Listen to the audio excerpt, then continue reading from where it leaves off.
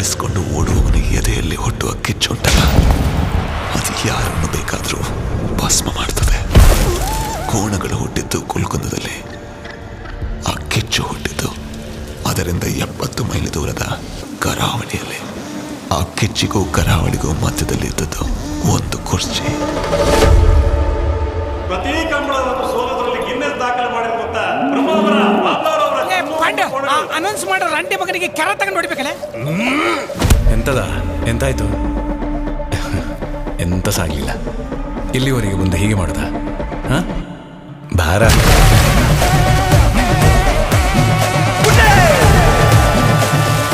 ಒಂದು ಸಲ ಸಹ ಗೆದ್ದಿರ್ಲಿಲ್ಲ, ನೀವು ಬಂದ ಮೇಲೆ ಗೆದ್ದಾಗೆ ಆಯ್ತು ನೋಡಿ. ಅಲ್ಲ ಮೇಡಮ್, ದನ ಅಂತ ಬೈಯುದು ಎಂತ? ನೀವು ನನ್ನ ಬಾವಿಗೆ ಹಾಕುದಾ? ನಿಮ್ಮ ಹತ್ರ ಯಾರು ಮಾತಾಡಿದ್ರು? ನಾವು ಗೆದ್ದು ನೀವು ಸೋತಾಗೆ ಆಯ್ತಲ್ಲ. ನಿಮ್ಮದು ಹಸು ಸಿಗ್ಲೇ ಇಲ್ಲಲ್ಲ ಮಾತ್ರ. ನಿಮಗೆ ಗೆಲುವು ಸಿಕ್ಕಿದ ಮೇಲೆ ನನಗೆ ಭೂಮಿ ಸಿಗುದಿಲ್ವಾ? ಸಿಗ್ತಾಳೆ ಬಿಡಿ. ಕಾಡಲ್ಲಿ ಚಿರತೆ, ಕಂಬಳದಲ್ಲಿ ಮಾವೀರ, ಸಮ ಸಮ.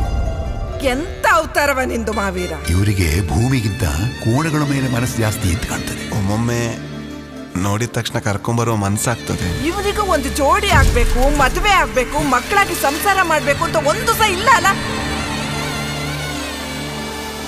ಮೃತ್ಯು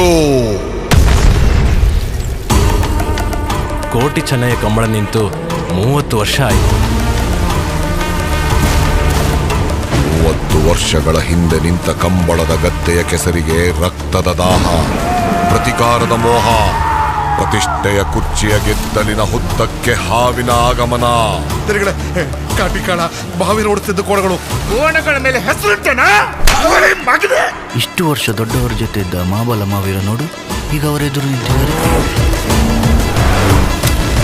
ಕೋಟಿ ಚೆನ್ನಯ್ಯ ಕಂಬಳ ಆಯ್ಲಿ, ಸೋಲುಕ ಸಾಯುಕ ಅನ್ನೋದು ಅಷ್ಟಮಂಗಲದಲ್ಲೇ ತೀರ್ಮಾನ ಆಯ್ಲಿ.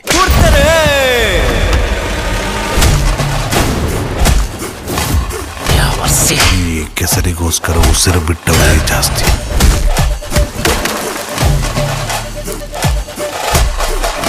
ತಲೆಮಾರುಗಳು ಹುಟ್ಟುವುದಕ್ಕಿಂತ ಮುಂಚೆಯೇ ವೈರತ್ವ ಹುಟ್ಟಿದೆ.